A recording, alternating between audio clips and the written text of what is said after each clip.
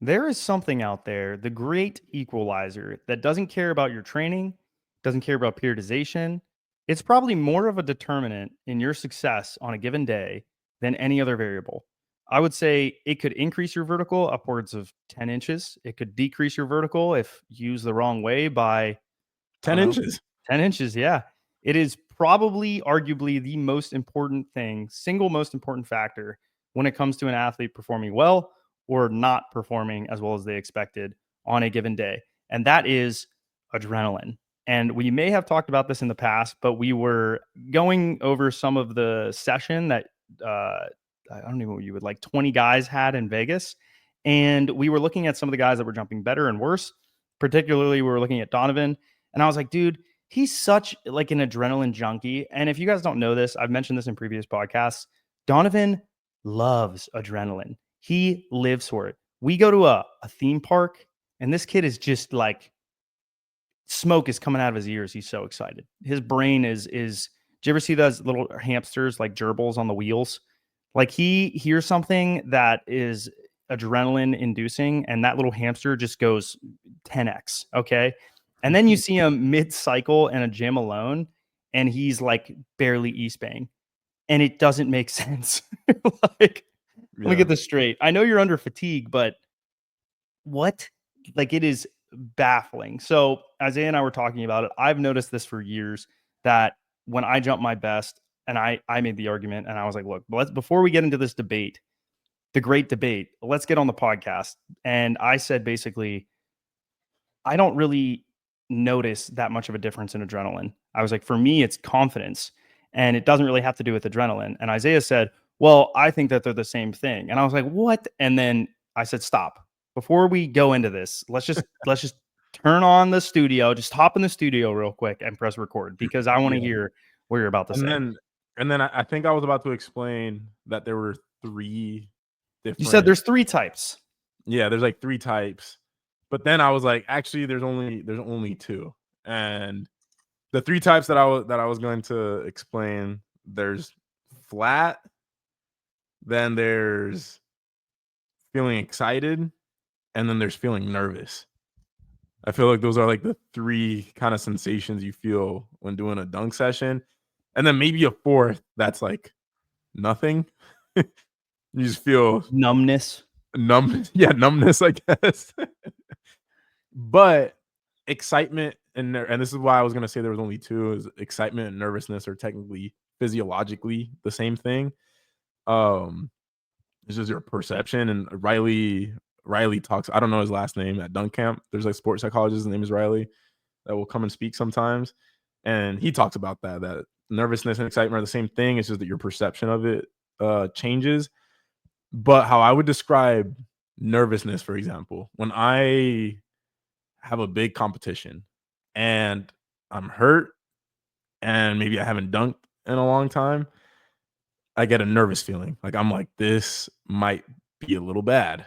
But the nervous feeling only lasts. It's like the right before you actually have to start jumping, and you start jumping, and then you start doing like you become doo doo, like you're horrible, and then the nervous feeling turns to the flat feeling. It's like, oh, this is just really bad and embarrassing. And I'm thinking about China. When I went to China, and when I went to China in 2023, I had to jump right left, and I hadn't done like barely any. I had barely done any right left jumping because I was hurt, so I couldn't go left right. And that first dunk show was right off the plane, like no sleep, jet lagged or whatever. And I couldn't East Bay. And I spent the whole show trying to hit an East Bay. This is how Right bad it left. was. Yeah, right left. I hit the East Bay at the end, and everybody got so hyped. It was like I hit a double East Bay because because I had set the whole show. Remember when you were talking about reference groups?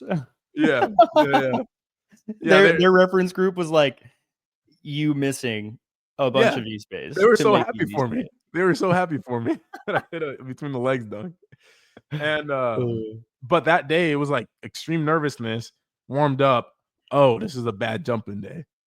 I can't get like my nervous system isn't dialed up enough right now. So yeah, nervousness is usually just from a lack of preparation. and then it turns into the flat feeling. Versus excitement, I think can start as excitement to me is that amplitude of feelings, those physiological sensations, right? Your heartbeat is beating, you're sweating, like you might shake, your palms are sweaty, like it's that sensation. And then it turns to what I consider excitement when the confidence kicks in. Like it's that physiological sensation of what would you call that? It's Adrenaline. excitement because excitement, yeah, that adrenaline, I I mean, it's guess. anxiety, like, it's technically An anxiety you're in fight or response. flight. You're in fight or flight. You Yeah, start yeah, shifting into the fight or flight, yeah, meaning you could either run or fight, but your body is, mobilizing a lot of blood to the working muscles, shunting yeah, it away from your organs so that you are ready to fight a bear or run from a bear, depending on yeah. what you decide, And versus then when you rest and add digest. confidence into that mix, then it becomes those good jumping days. Those when you're flying, it feels effortless. You're having fun. You're excited. Um, So if so you were fighting a bear and you had a knife and you're like, you go in and you're like, oh, like this thing might eat me alive. That's yeah, nervousness. Versus when you're like, I'm gonna destroy this thing, and then that would be when you know you're gonna just yeah, go crazy. What's weird about that analogy is when I know I'm just gonna punch a dunk, like, it's not even it's less about the jump, it's more about the sensation after when I feel the violence of me throwing the ball through the hoop as hard as I can. yeah. That's when I know I'm like that's when I feel confident. And it's like Mhm. that violence gives me this I call it a quiet energy. It's like a Yeah, silent violence. That's the best way I could describe it. It's like an inner knowing that you're about to do something that is going to impress people because they maybe don't expect you to. yeah. And for me personally, that's how I describe my best jumping days. I I think so. I think if you were to, because you said you don't really feel adrenaline, I bet you that if we were to hook up like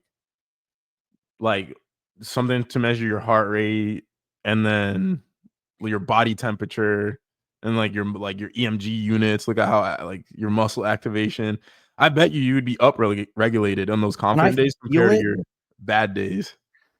Your this is bad days, bro. Bad days is like cold. You're no, cold, no, I will say getting that when warm. I don't Like feel anything on those days. But here's the thing, when I feel nervous before a session, I almost never do well. So I can only think of maybe 2 times, one in particular, where I was actually nervous before the session, and that was before trying to hit an East Bay for the first time at dunk camp in 2021, yeah, and I was nervous before that, like, I almost threw that is up. so interesting That's to the me. only time I ever You know felt what's nervous funny because is I had built up so much expectation for myself, and yeah, I didn't do it, and then, like, afterwards, I was relieved because it was over. Like, I was yeah. like, "Oh, thank God." Or running a 400, like, track, I would get hella anxiety. It never impacted my performance, but I was like, "Oh, I am so like, even the thought of lining up in a 400 at Whippeals, like, it actually makes me feel like What vomiting if because I start to sweat, like, I'm like, "I don't wanna do this." what if I'll you do it were and I'll crush it, but I wanna throw up.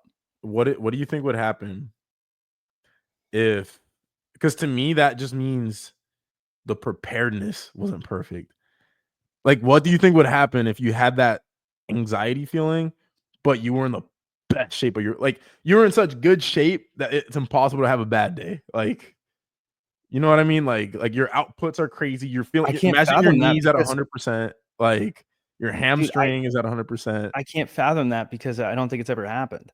But do you think it would amplify the session having that nervous feeling if you were at like everything's at Let 100? me explain it to you like this, okay? I've been jumping off 1 foot since I was 13 years old, okay? Yeah. I've been trying to perfect this art for 17, 18 years, and I can think of when I was 13 years old trying to touch the block for the first time, okay? Yeah. And I can remember trying to touch the rim for the first time, and I had a lot of adrenaline in front of a lot of people the first time I touched the rim or grabbed the rim. Yeah. And yeah, I definitely jumped higher in that situation, right? Then I can think about pre-games. That's a situation where I have a lot of adrenaline. probably the most adrenaline. No knee pain in high school, just especially high school senior year. And yeah, I was flying in pregame, easily the highest I'll ever jump during that. And I borderline couldn't explain it. Okay. Yeah. And then there's track. Okay. Track didn't give a I'm not going to swear, but you know what about how I mentally felt. It didn't care. I was going to go and I was going to do that first jump and it was going to be there or it wasn't. And there was nothing I could do on God's green earth, no level of excitement or not level of excitement that was going to determine how I was going to jump. And then magically that ended up bleeding into my dunking for whatever reason.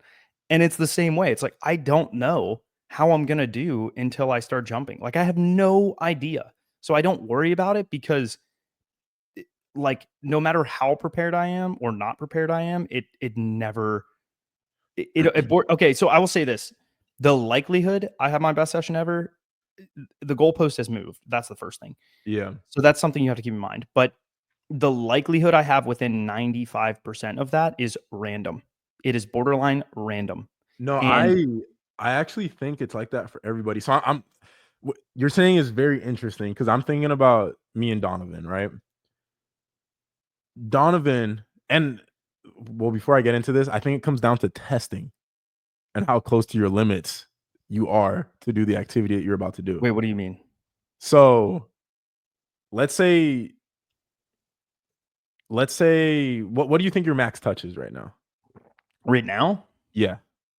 I mean, when I'm really pretty fit on any Like given best day, I day. can Like touch best day right now. best day right now? Yeah. I haven't done it in so long, but I would say like the other day I probably could have touched 11 whenever I was with Yeah. at that other court, like probably 11 to 11-1. And That's generally then where my cluster is, regardless. how much do you think you need to dunk? To Like dunk, going like like right now, like you're going off a cuff. Like you're effort going like your cuff dunks. on 10 foot, Yeah. percent wise or touch wise. Touch wise. Probably like Probably touch like 10-7 10-5, 10-6, for a something like cuff. that. Yeah, like Now not now trying, for it feels like the it's same 70%, 60% effort. cuff dunk, what would you say your max touch actually is? Probably like 10-9, 10-10? What do you mean for the same cuff dunk? What do you mean? Like, cause on a you can touch 11, but that's like full approach, like You're hit the saying if I'm takeoff. trying as hard as I can on a cuff dunk?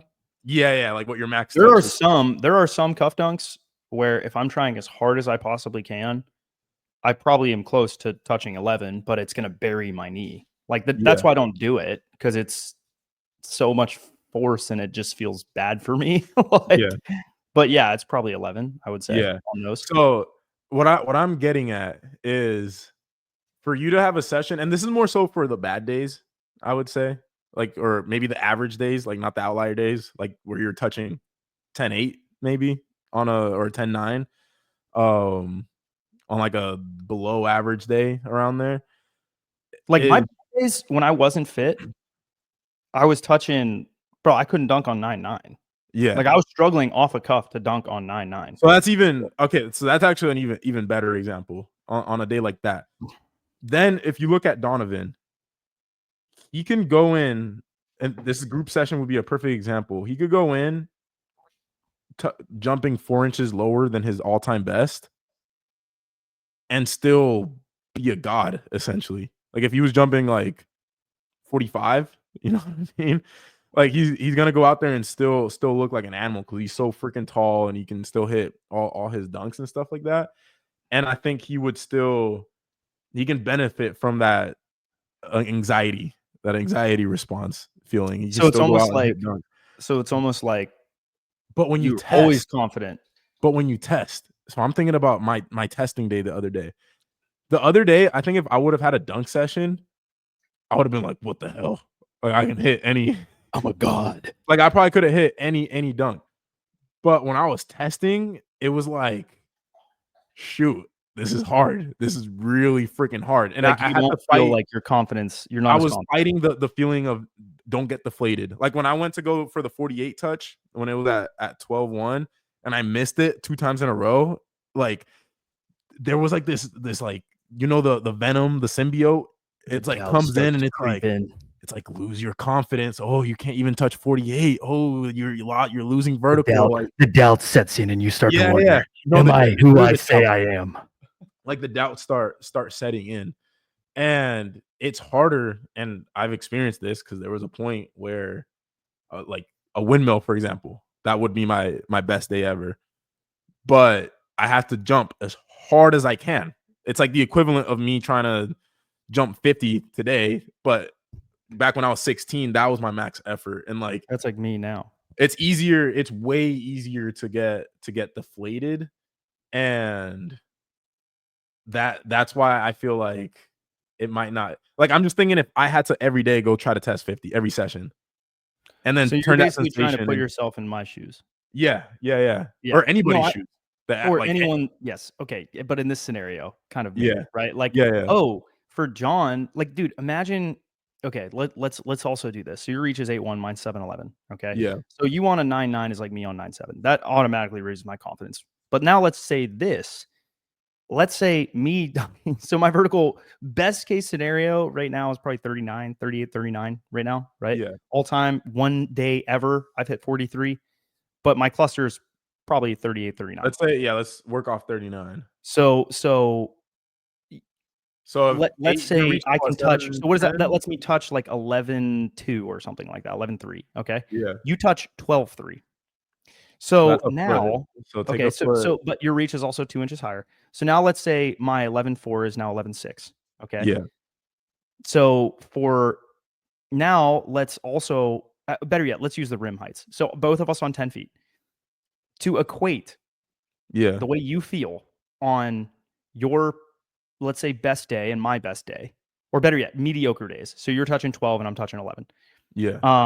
So it's a pretty good day, not It's great. a For us foot to and 2 equate, inches. that's me on 8'10". Yeah.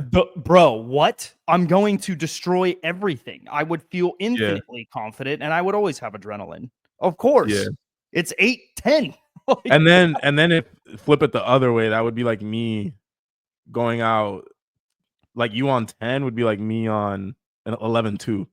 how Like go confident having would you feel session on on 11.2. 11.2 every It'd be time you go to really jump? hard to motivate Yeah, myself yeah, to, it'd be like, I don't really wanna do this today. yeah. But yeah, no, that's why I think I mean, it's it's not different, perfect, don't get like, me wrong, but yeah. No, I think that's where I also think that's why it's important to lower him. I also think a lot about Austin. you Now think put about yourself in him, Austin's like, in your shoes. sleep? Yeah, Austin, I think his reach is like, what, 7'6" or something? 7'5". I don't think it's 7'5", I think it's 7'6". 7'5" is like, dude, that's like Yeah. a child. No, Anyways, that so but that's I think that is a huge reason because Austin says similar things in terms of he can't get too hype before a session, like, or else he'll go in and then it's like the expectations thing, and then like maybe he's not jumping. Like the thing is Austin could have a, let's say his peak I vertical mean, right his now is touch is the 46. same as mine, I think, right? Or Yeah. similar. Yeah, yeah. So he could have a day where he's expecting 46 and he's feeling a lot of adrenaline, and then if he's jumping 43, which isn't even that bad, right? It's like me jumping 48. If I were to go, well, I'm happy when I go and jump 48 in sessions. When I'm at that vertical level, like I'm like sick. Like I'm still feeling adrenaline, having fun. Versus someone like Austin will feel super deflated now with that drop in vertical. And I think that's why, because for me, It's like the rich get hearing richer, you bro. say it's interesting hearing you say that you can't let yourself get too hype. It for me, it's never been too much. Like I need the more I feel like throwing up right before and sick to my stomach and nerve, like the better I usually tend to do. Bro, it is a situation of the rich get richer.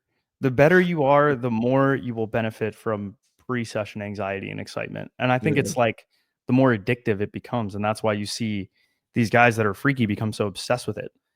It's more yeah, fun. And yeah, that it's like a positive feedback loop. It's more fun because you're more nervous, which makes you more excited before the session, which makes you jump higher, which means you're jumping higher and better than everyone else, which means you're even better for yourself, which means the next session you're going to yeah, feel even more nervous. And it's just this positive feedback loop. But if you're in that tweener stage, like most individuals, You go in, you're not sure until you start jumping. And then if you build confidence through the session, you build more confidence through the session, which means we'll jump higher and higher and higher. That's how I Yeah. feel. That's how Austin feels. We And don't feel I do want to elite butt until we in. start feeling elite. I do want to butt in that it wasn't always like that for me. Like there was You times, were once immortal. yeah, like like before I met you, like that year when I was competing a lot actually for the like in 2017, that was I have dreams. What the hell? Hold up. Is I see Mello Mello doing something outside. Hold on, I'm destructive? gonna pause it. I'm gonna pause it. Okay. So yeah, it wasn't always that way. Um, and I think the positive feedback loop happened from dunking on lower rims. I think that like bro, think about all the sessions I had on 9.8. That was all I dunked on was 9.8 when I was younger. Or I would be in front of my house dunking on 9 feet. And I would only have a 10-foot session when I felt amazing. Like, or it's like a group session, or it just happens to be an event or something like that. But I was always on like 9.8, 9.9, 9.10. I was always playing basketball, so the court would have a lot of people. Like, I didn't have a lot of like when I think back about my sessions, there isn't a lot of memories of like I'm on 10 empty gym where it's struggling.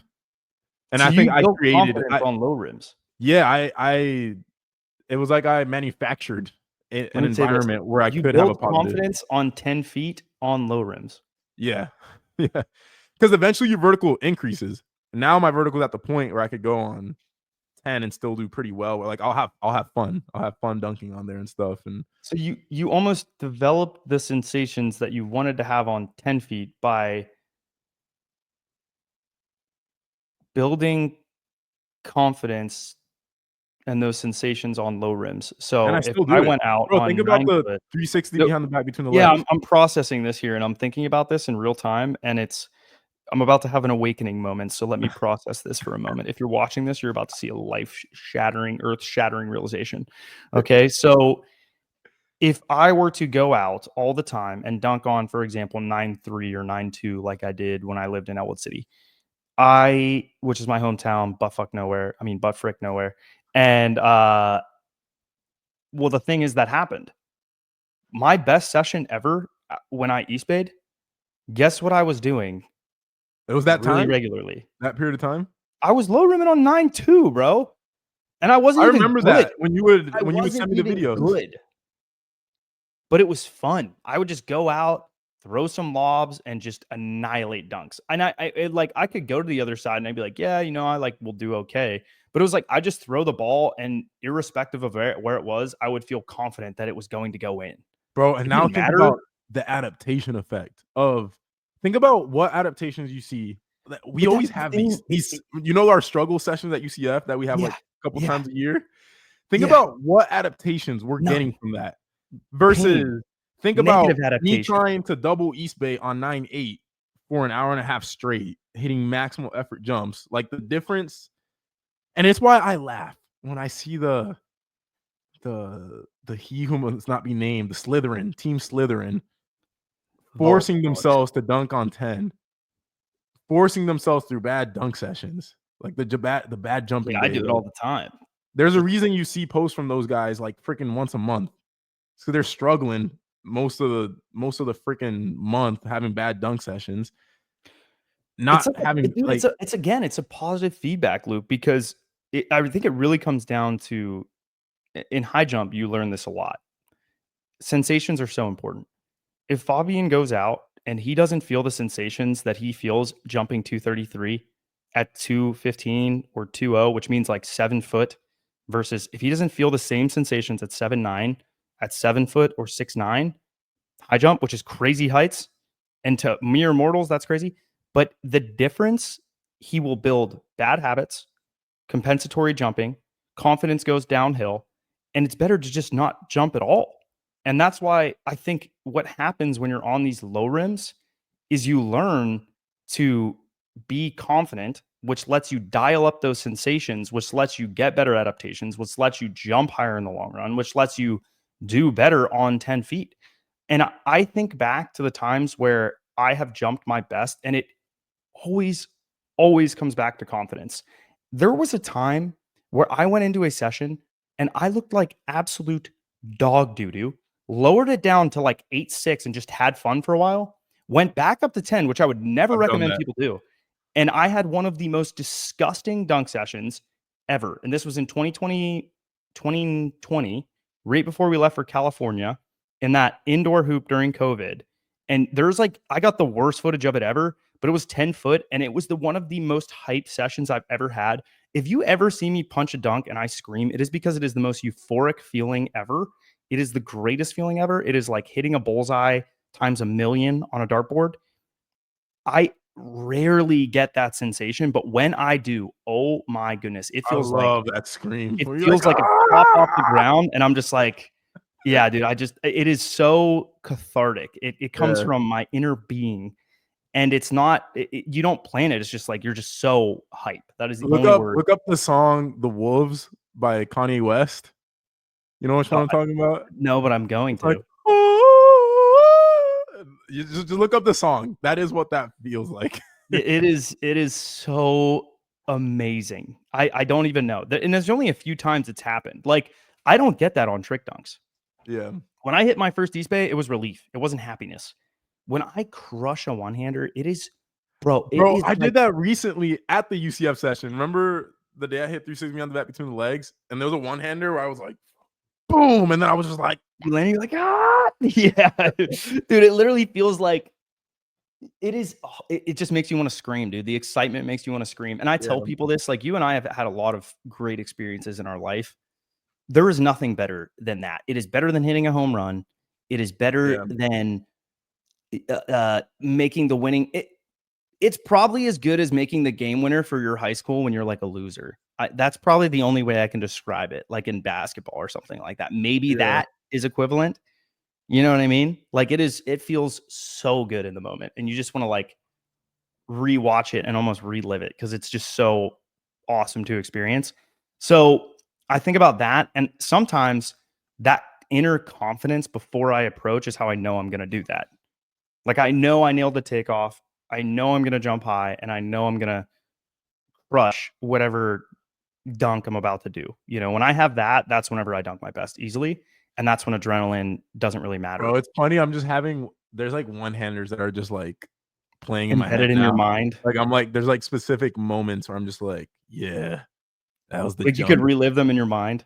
Yeah, they happen like it's like once a year, once every 2 years. There's just like outliers, like one like outlier jumps that are just like, For me, whoa. it's the 2022 session with Ryan Nagel. I talked to him the other day and we talked about it. And it's almost like I want to get him on this podcast and have him tell you guys because he'll tell you, he's like, yeah, you were jumping terrible.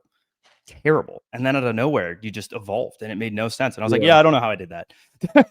Like yeah. it's just like No, it's random. So there's that definitely it all there's comes something back to it.